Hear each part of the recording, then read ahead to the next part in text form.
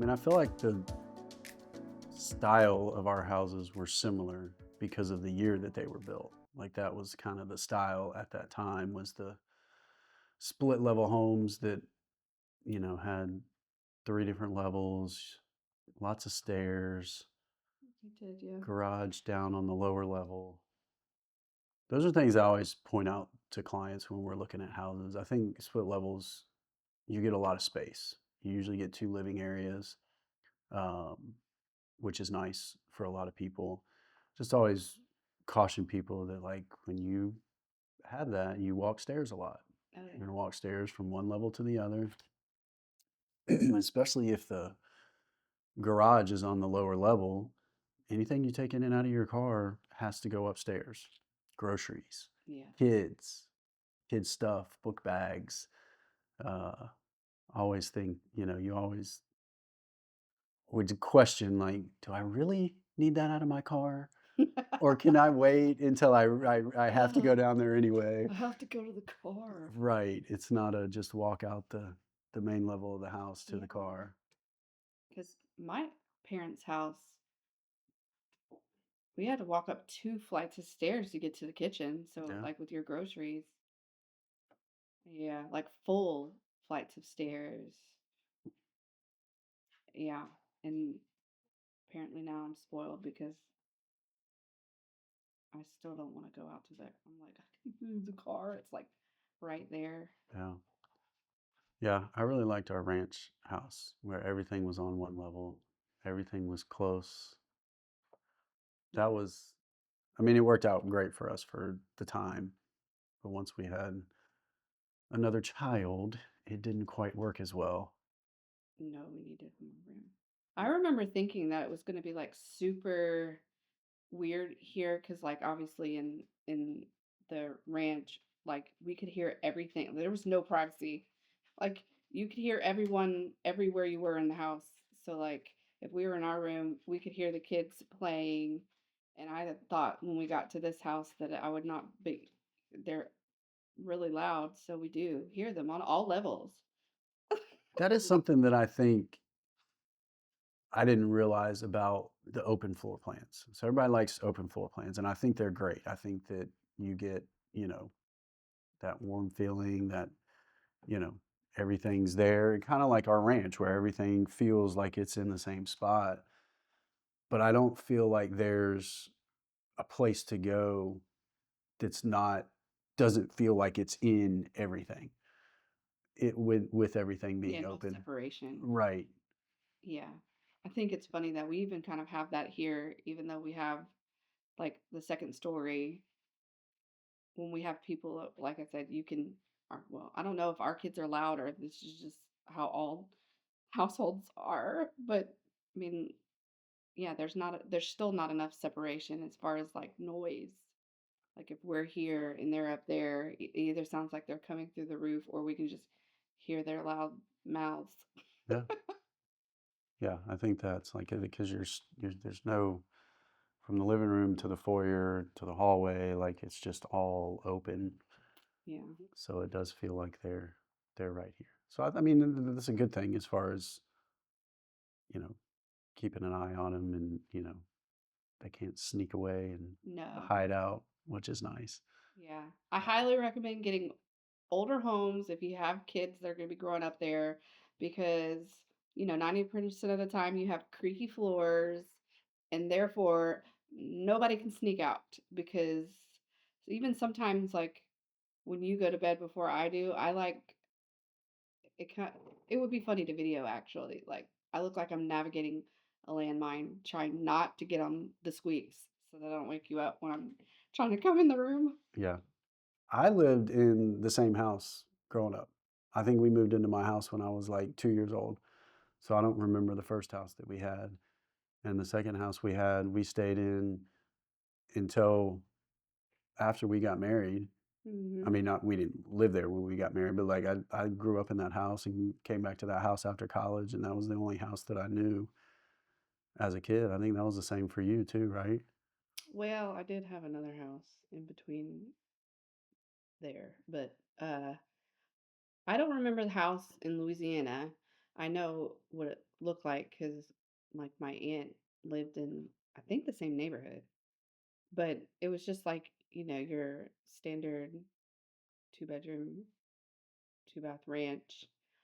Um, I've seen pictures of it, but I don't remember it. And then my parents lived in the house I grew up in 26 years before you sold it. Yeah.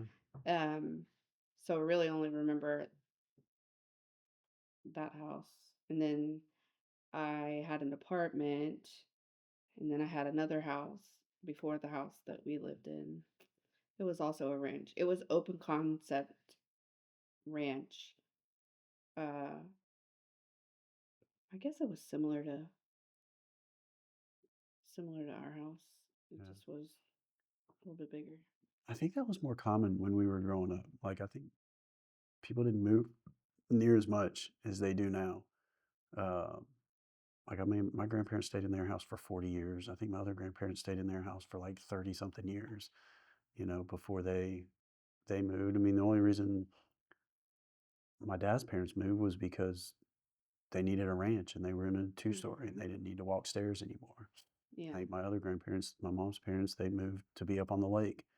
Uh, And my parents, they moved because of the stairs. right. So also just think back. Now my mom watched kids out of the house, so we did utilize the space, but that was an obnoxiously big house for 3 people, especially with my dad was like traveling all the time. But then, yeah, we also had like literally a dozen extra children in the house pretty much at all times. So it was a good use of the space. But I think that all the time, like when people are looking, like when you're showing houses, I'm like, that's a big house for a 3-person family. But then I thought this house was going to be like big for us. Like it was going to provide us so much more space. Yeah. I It's mean, it did ish. it's different how I guess people's wants and needs change because I think we had the conversation before we moved here about how, your dad grew up in a 3 bedroom, 1 bath house with two sisters and everybody shared a bathroom and they survived and everything was fine. Yeah. And it's And pretty small. I think it's like 1,600 square feet, like before they added on and stuff. right. I would, And now that's we have 3,000 square feet and we feel like we're busting out of the seams. So it's interesting how people's wants and needs change and their perspectives change. mhm. You're right about how long people stay in the house. Because even in our cul-de-sac, like we only have one original owner, Hmm. and we've had the one neighbor. So this is the second set of neighbors that we've had in the one house. Not me. I hate moving. I don't want to move a bunch. I'm glad that we don't have to do that until we want to. Right. Yeah, I mean, we made the decision we wanted to be in this house until our kids graduated high school, and I think that's still our goal at this point. We've still got a couple more years to accomplish that, and then uh, 6 more years till we let go, baby. we plan on moving at that point. So, uh, Yeah. but yeah, I think there's a lot to think about when you're buying a house, and it is an emotional decision for a lot of people, but I think there's a lot of practicality that needs to go into it of, you know, what kind of space do you need? What location do you want to be in? School districts, you know, is this a long-term, house for you? Is this something that you plan on staying in and raising your kids in and living there until they graduate or beyond? Or is it something that you're planning on staying in for, 3, 4, 5 years and then you're going to move up or move down or, move out of state? I think that a lot of those things affect your decision on what you purchase. Um, I think I remember when I first started 20 years ago, everybody wanted a fixer upper. Everybody wanted to buy a house and renovate and, gain that sweat equity. And then everybody that did that when I met with them the next time, they're like, "I don't wanna do that again. I wanna buy a move-in ready home. I want something that's done that I can just move into. If I have to paint, no big deal. Paint's pretty cheap. Paint's, pretty easy. Do a couple cosmetic things here and there, but I'm not renovating kitchens. I'm not, doing massive renovations to a house. They want something that's move-in ready that they can, move into." And I think a lot of that has to do with stage of life too. I mean, when I first started 20 years ago, there was everybody that I was working with was in their early 20s and they Mhm. were single or they were, Had all the time. married with no kids. And you're like, yeah, we got plenty of time to renovate a house. And, then they had kids and they're like, I'm not doing this again. Uh, I just want to buy a house that's move-in ready. Yeah, I would say I don't know that I would call it a mistake, but we definitely had some wishful thoughts about the renovation process in this house. Consider like we did not consider our stage of life. Like so on paper, it's like here's our renovation plan, and then our children were like, no, Yeah. We need to go to soccer practice and dance rehearsals and yeah, theater and change schools, and yeah, there was a whole lot of life happening that just prevents, it puts a little bump in your plan or it puts it out 5 years or, whatever the case may be. But I think that's something I think like I would suggest to people that are looking at one, which you probably do this, because you're the man. I don't tell people stuff like this, but uh like consider that. Like, are you good with it as it is? Because if not, you know, maybe that's not the house for you. other things I think buyers don't consider, when they're starting the process is getting pre-approved. I mean, I know a lot of people are a little bit scared, concerned, embarrassed, don't know really what to expect in, talking to a mortgage lender. I think they have a feeling that the, mortgage lender's going to laugh at them if they've got bad credit or, look at them and be like, oh, I can't believe you have all this debt, or whatever the scenario may be. But I've always felt that there are a lot of people that can qualify to buy a house that don't think they can qualify to buy a house. Mhm. And then even if they talk to a mortgage lender and they're not ready to buy a house right at that moment for whatever the reason may be, uh, the mortgage lender can help put together a plan for them and say, hey, here are the things that you need to do to get yourself ready to purchase a home. Um, so I feel like there are a lot of people that are hesitant to talk to a mortgage lender and are afraid what they're going to hear, but it's a very important part of the process. I really like it when I talk to buyers 6 months before they're ready to purchase a home. Mhm. Even if they are ready, qualified, good to go, at least we know that up front. We can kind of give them some tips on some stuff not to do in the next 6 months to keep themselves in a position to purchase a home. Um, but even if they're not ready to purchase at that time, credit wise or income wise or whatever it may be, they can put together a plan and at least have a plan of action of knowing what they need to do in order to get ready to purchase. Yeah, I don't I I do think a lot of people don't know that's how it goes because if I weren't married to you, I would not know that. But I think it's really cool, like not only that the lender, and maybe people don't know this either, but I mean, like you had a client recently that you've been working with her for 2 years, trying to get her to a place where she could purchase, um, and talk to her pretty regularly. Like it wasn't like, okay, call me in a year when you get there. No, you like checked in with her and um but I think most people don't know that that's how I wouldn't have known that. So um I think it's good for people to know that, and also I think it's really cool that that's how it is because yeah, you don't have to be alone out there trying to figure it out. There are people that can direct you. I mean, you did that for me. We had to fix some things before I could purchase. Yeah. No, I think it's important. I know there are a lot of people that try and sell their houses by themselves or they want to, you know, try to not have a real estate agent when they buy a house. But, you know, our contracts change every 6 months. Something new comes up, something new changes, something different in the industry. And, I've had people say, why I've bought 5 houses in my lifetime and I know what I'm doing. I'm like, well, we, you know, probably do five every 2 months, month to 2 months. We definitely know what we're doing. And this is something that we do every day. I love answering questions from buyers, because if it's not something you do every day, then there are things that you just don't know. Right. And I tell people all the time, I wouldn't be able to walk in the door and do your job. There's absolutely no way. So if I walked in the door and, was like, hey, I'm IT, I know nothing about IT. I would have thousands of questions to ask You turn your somebody computer on. about IT. And when you're looking to buy a house, you're going to have questions about what it takes to purchase a home because it's not something that you do every day. Yeah. I always am going to encourage people to get a real estate agent because there are,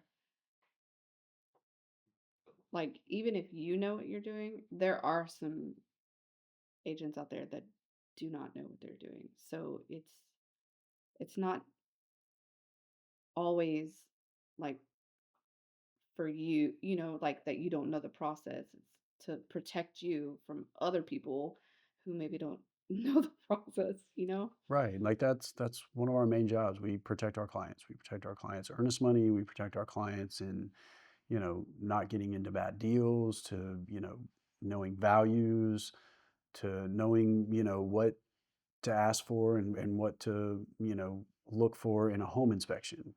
Um, Also, having done it for so long and having a construction background, I know a lot of things to look at when we're looking at houses to prevent wasting time going under contract, paying for a home inspection just to turn around and find out that there's something wrong with the house that we could have prevented at the very beginning and never even gone and made an offer on that house, never spent Hmm. the money on a home inspection.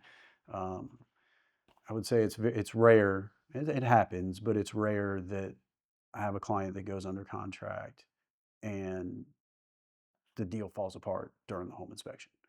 There are a lot of things that we can pick out when looking at houses that prevent that from happening. Not everything, there's always something that could come up, but some obvious stuff that I look for when we're looking at houses can prevent a lot of headache Yeah. moving forward. It is always entertaining when we're looking at houses together because we're never looking at the same stuff. Like, Yeah. I'm looking at the pretty stuff, and you're like digging under cabinets and looking at pipes and all the things that I don't consider. Yeah. We're also looking at, you always get on to me about our house at this, but I'm always looking at resale. What's going to be good things for resale, what's not going to be good things for resale. There are some things that clients say, I don't care. You know, I had a client that was talking about a mobile home, and I just let him know, I'm like, hey, mobile homes have a harder resale. And he's like, I don't care. I need, something in this price point for for my family, and this is going to be the best option for me. I'm like, that's great. As long as you know that going in, Yeah. that they're not going to appreciate like a regular home, or it's a little harder to get financing on a mobile home than it is a home. So as you're looking at resale and you're looking at marketing, you're looking to market to the masses, the most amount of people. When you start having those things that are different, you're just shortening and narrowing that pool of buyers that would Mhm. be interested in your home, whenever you decide to sell it. So those are always things I like to point out. And I don't try to deter people from buying the house. I just want them to have that knowledge going in. And that way, 7, 10 years down the road, when they call me to sell their house and I'm like, hey, this is, going to be a little bit of an issue. They're like, well, why didn't you tell me that when I bought? Yeah. I've had a lot of people that I've worked with that used another agent to purchase, and I went in and told them those things, and they're like, man, I really wish my agent would have told me this before I bought the house. Yeah. When you were talking, going back to people not wanting to use an agent, and it reminded me of she tried to buy that house over there, like, and it was a fraud. Oh, yeah. And I'm like, David would have picked up on the fact that this was not a real deal immediately. So you're like, you have the people who are like, oh, I don't want to use an agent because I know what I'm doing. And also, I want to save the commission fee. But like for her, yeah, She ended up losing money. she lost all her money. There was nothing they could do about it. And you were like, why didn't you call me? And because she thought she knew what she was doing. Yeah. I remember when I first started in the business, I was young. I was in my early 20s, and I felt like I needed to conquer the world. Um, I felt like I did feel like I needed to protect myself as an agent from being taken advantage of by, more older seasoned agents. So I probably was a little more stubborn and hard-headed than I should have been at that time. Uh, but I remember I had a client, there was some wood rot around the outside, the fascia and soffit, kind of around where the gutters Oh, were. I remember this one. Um, and we wrote in the amendment like we wanted the seller to repair the wood rot. And the listing agent, called back and said, "Hey, we need to be a little more specific. Like we want to make sure that we get it all, but we don't want to just start replacing a bunch of stuff that doesn't need to be replaced. So, would you mind coming over and just pointing out some of the areas of the wood rot that you're aware of?" And I was like, "Yeah, sure, no problem." So I go over there, and it was actually not even the homeowner. It was a relative or someone. And I started pointing out some things, and he started telling me I was wrong, basically, which didn't sit well with me at the time. Um, and I kind of let it go. I was like, this is really wood rot, but if you don't believe me, or you're not going to replace it, like I don't, there's really not much we can do.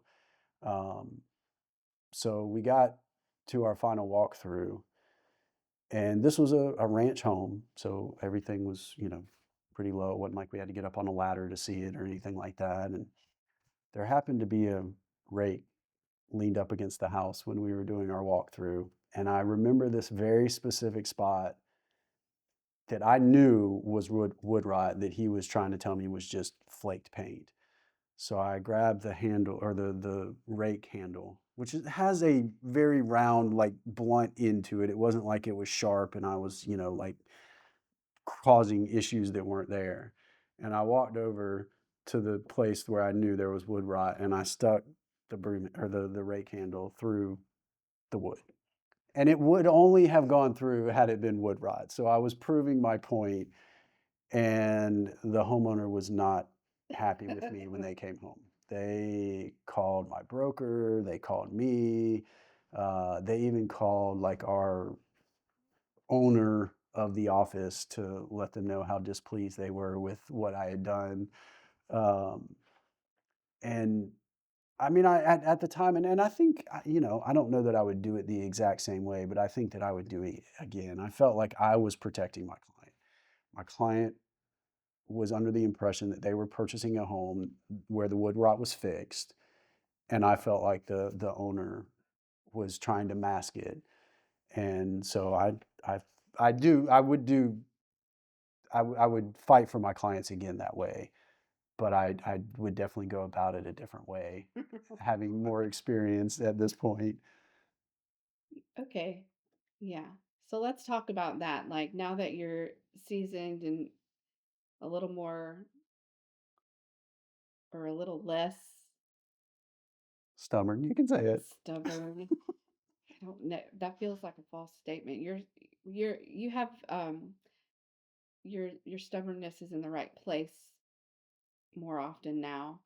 But what would you like what advice would you give people, or maybe not advice, like what makes a good agent? Like when if somebody's watching and they're looking for a real estate agent, like what are the things that a good real estate agent does?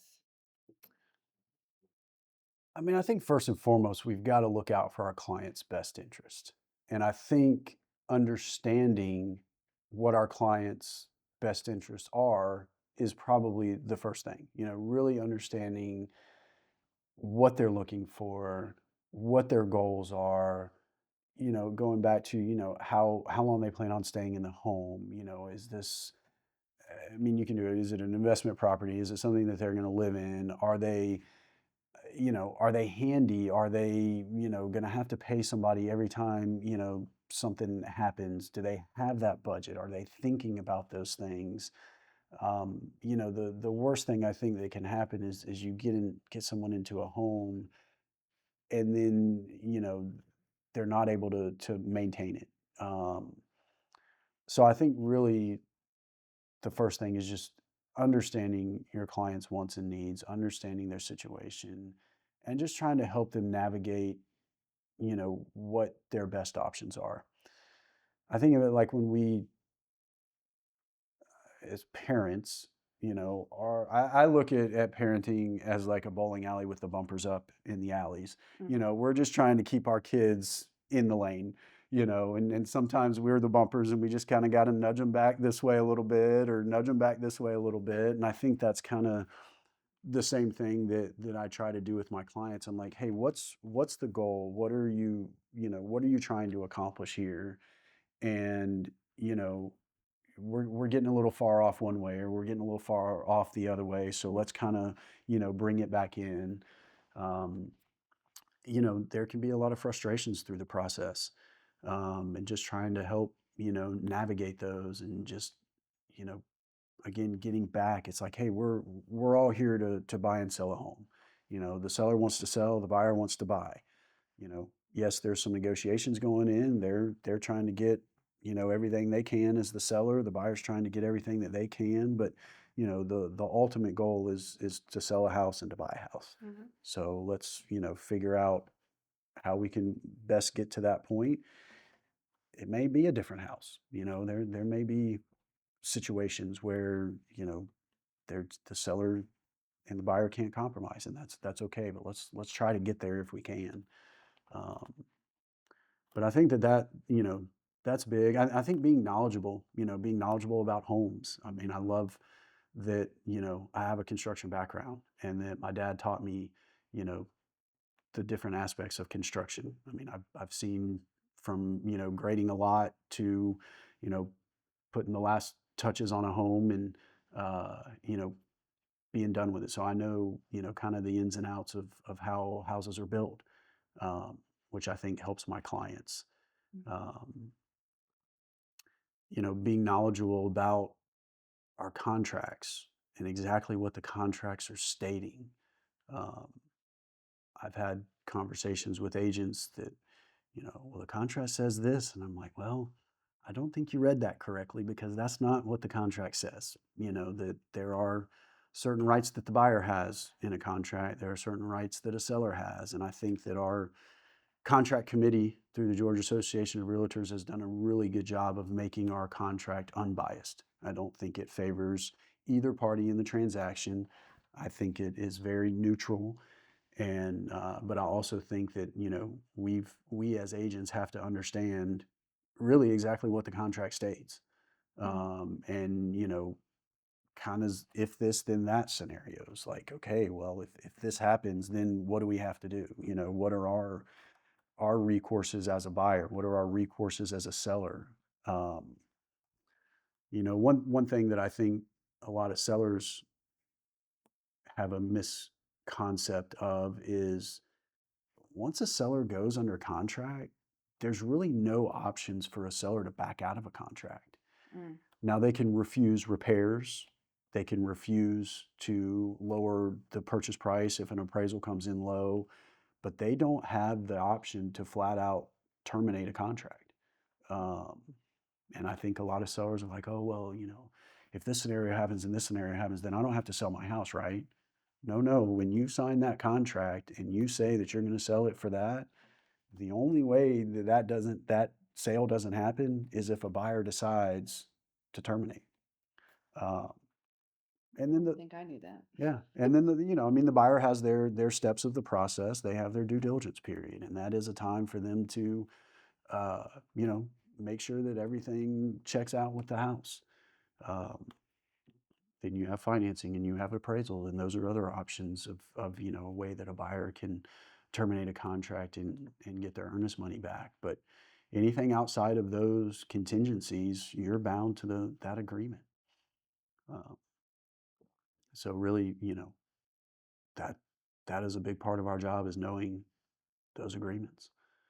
Uh, I know that most agents are not mortgage lenders, but I think that we have to have a general knowledge of the financing process, Mm-hmm. um, and how that works. And I think that's another bonus that we have, is that I am a licensed mortgage lender. So I do have that knowledge. I have a finance degree, so I love numbers. Uh, Yes, you do. and just, at least knowing how that process works, because it can be very frustrating, going through the mortgage process. The mortgage lender asks you for documents. Sometimes they ask you for the same documents a second time. Um, there are blank pages on your bank statement. A lot of clients are like, "Well, I don't need to give them that. It's just a blank statement." Well, no, they need that because they need to make sure that you're not hiding anything. So Yeah. if it says page 1 through 6, you've got to give them page 1 through 6. Yeah. Because if you leave out page 6, even though it's blank, they're going to think that there was something on there that you don't want them to see. Yeah. Uh, I feel like that's a piece of advice, like you did in a roundabout way for agents, is to align yourself with good people, for because sure. your mortgage lender, I mean, he's been doing this forever, and he's very knowledgeable, and he's a big reason why you're very knowledgeable. Like, he's taught you, and then like you were saying, like your dad um taught you about the construction process. Um but I feel like if we're looking at like your list of people that you call on consistently, like those people are like top notch in their industry. And I feel like that's a huge part of your success. Like everybody, you guys are all similar, or you guys and girls, there's some ladies in there too, but um, in that you're like your level of service, your level of knowledge, um, you're not just, you know, doing the middle, you're doing the most. I've listened to you, and this could sound funny, but like I think like my favorite thing to listen to you do is talk people out of buying a house, because that's how I know that you're like really just in it for the people. Like you genuinely want them to find like their, I know we don't really do forever homes now, but like you want them to be happy where they're at. You want them to understand the process. You want them to know like what they're really getting into. So, but yeah, sometimes when I'm listening to you, I'm like, yeah, he's talking that guy out of the house. And a lot of times that's not my intention, is to talk them out of the house. I want them to have the knowledge and have the information. And a lot of times when they have the information, they do end up not buying the particular house for a particular reason. Um, but I think that that's important. I think that, customer service is important. I think this took me a little while to understand, is because it's something that we do every day and it's repetitious, and we know the process and we understand the process and we go through the process on a daily basis. The normal person buying a home does not. Right. They don't have that knowledge. They don't go through it all the time. And having the understanding that this is this is their a lot of times their biggest asset, and they have entrusted us to navigate and help them with the biggest asset of their life. And, you know, everything seems urgent, everything seems, important. And I think that's some of the things that we have to navigate with people, is like, yes, this is important. This is an important process. This is an important step in the process, but it's okay. It's not, if we wait 5 minutes, it's still going to be okay. Um, if we wait 30 minutes, it's still going to be okay. Um, and there are things that are urgent and immediate, and we definitely take care of those things. But uh, you know, answering phone calls and answering questions, because that's what our clients are thinking about right now Mhm. is, this inspection came in and these are the repairs that the buyer's asking for, and I need to figure this out and make a decision right now. It's like, okay, let's process it. Let's take some time. Let's talk to some professionals that know exactly what these issues are and exactly what it's going to take to fix these issues. Let's get that additional knowledge so that we can make an informed decision on what we want to do.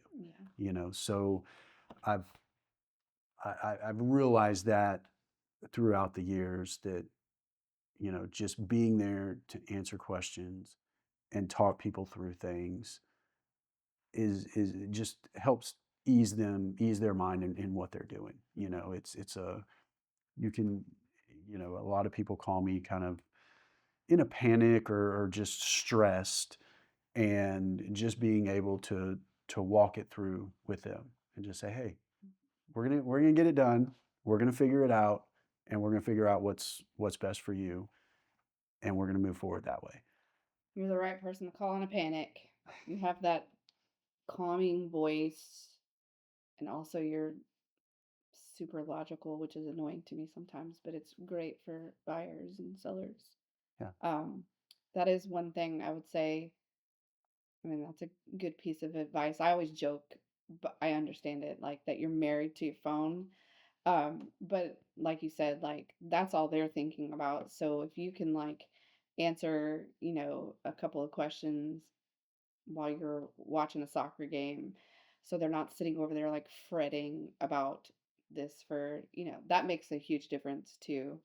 Um, I mean, I appreciate that about you, like in our marriage, because it's a right now urgent. Like, I don't want to wait 5 minutes. I want you to call me and let's discuss so I can feel better right now.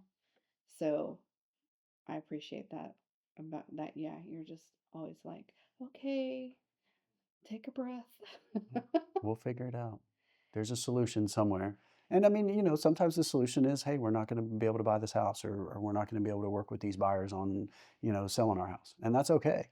That may be the solution, but let's run through all the scenarios and let's figure out, what works best. Hey, are we going to lose this deal over $1,000 and, put our house back on the market and, you Mhm. know, hope that another buyer comes in and offers us more money or asks for less repairs, or, would we have better peace of mind just giving up the $1,000 now and being done with it? Yeah, And those are just options. It's I'm not. I never tell a client like, well, this is what you need to do or this is what you have to do. It's like, hey, think about this. Same with buyers. Like, hey, we're negotiating back and forth and we're really close. They're a little higher than where you want to be. You know, is this the right house for you? right. You know, do you love this and that about the house? What are the different scenarios? Or, hey, look, this is just not, it's not worth it. I don't like, I like this house. I don't love it. And if they're not willing to meet our price, then we'll move on to something else. And that's okay too. That is something that I love. You're brutally honest. Um, I mean, you do it with some finesse, but you're not afraid to hurt people's feelings about, well, because it's emotional. So it's like, I remember the one lady that you were talking about, like she was just dead set on the one house, which is not the house that they ended up going under contract for, but you do a good job of, yeah, walking people like past the emotional part. Like you don't ever want to make an emotional decision, and I feel like also I've seen people who want to make it like a decision out of like desperation, and like Right. you're like, no, no, no, no, we don't. That's not where we make our best decisions. No, it's definitely not. And, yeah, there's other options for sure. So yeah, I just like to walk people through their options, give them as much knowledge as I can, so that they can make an informed decision on what they're trying to do, and that's my main goal. And then protecting them throughout the process and just making sure we can get the most for them. I recently had a client, we were negotiating on repairs, and the seller was being a little stubborn, um, and we kind of they wanted a specific amount, my buyers did, and so I went high with the seller, and they ended up coming back about where the buyers wanted to be. Mm. Um, so sometimes I think people negotiate differently. Um, but I think knowing the ultimate goal in it helps me in my negotiations too. Yeah, it's fun to listen to. You guys get creative in the way that you make the bottom line reach everybody's like financial goals. And I hear you doing that like with the loan. Like I don't know, you guys get creative with loan stuff too. And I'm like, see, this is why I don't do that stuff. Yeah. Yeah, it ultimately comes down to like, what is your goal? What are you trying to do? Um, Especially with refinancing, you know, if you're going to save half a point on the interest rate, but you're going to spend the amount of closing costs that it's going to take, is that really worth it? You know, um, yeah, recently had a client that was looking to do a down payment assistance program. Had some money, but was looking to potentially save some of that money. And after running through the numbers of, okay, this is what a down payment assistance program looks like. This is what your payment is, your interest rate, your closing costs. Here's what a traditional loan looks like. Um, it actually ended up being more beneficial for them to put their own down payment down and get a traditional loan than it would have been to get a down payment assistance loan. Yeah. So I think that's another thing for buyers to think about too. I think there's a misconception out there that you have to have 20% to put down. You don't. At 20%, you eliminate mortgage insurance, which is nice. Um, but you can also eliminate mortgage insurance once you hit 20% equity. So, if you've got 3% or 3.5% down, or you look at doing about down payment assistance program to get into a home, you're starting to build equity. You're making payments that are paying down your principal. You're investing in something that's your own rather than saying, oh, well, I'm going to rent for the next 3 years until I get 20%, saved up to put 20% down. You would be much better off buying 3 years prior, paying down on that mortgage, saving some money that you had, and getting to 20% at that point. Um, so that's something to think about too. Is hey, maybe you don't have a lot of cash laying around. Can you do the minimum 3.5%? If not, let's look at some down payment assistance programs to get you into a home, and then you can start building equity. You can start saving. You're probably going to pay less than what you would have paid for rent anyway. Uh, and that gives you more saving power. You can always pay additional principal down on your mortgage throughout the years, and you're going to be in a lot better position 2 or 3 years down the road, having bought now rather than waiting 2 or 3 years to save up additional money to be able to purchase. Yeah. I see this all the time. Like I think it's important for people to find like a good real estate agent, a good lender because it feels like online all they market is like there's literally like three ways to get a house. And there's so many options out there and then it's like they I don't know, it's just seem more like advertising about certain programs that end up not being the best. Like they make them sound like this is it, this is how you get in, and really there are better ways to do it. And like you said, like it may you have to look at more than just like the immediate. You have to look at the big picture and all of that stuff. But yeah, I always see that it's like there's more than three programs out there, There are. especially if you get a broker. Brokers have all the things. Yeah, they have lots of different options for you and different programs. They're going to find the best lender, out there for your specific scenario, what you're trying to do. I've even had people that have said like, "Hey, I don't really have a lot of cash. Let me go ahead and get a down payment assistance program now." And then they, year, 2 years, 3 years down the road, they refinance, and they're in a lot better position than they would have been had they waited. Um, so yeah, there's a lot of different options out there. I think that's, I love sitting down with people and talking through their options. And maybe it is a way that you can buy right now, or maybe it's, let's put a plan together for you to buy in the next 6 months, a year. At least you know where to go, Right. rather than trying to either figure it out or not doing anything and being in the same position you were a year ago. Then we meet and it's like, oh, well, now you got another 6 months to a year you've got to wait.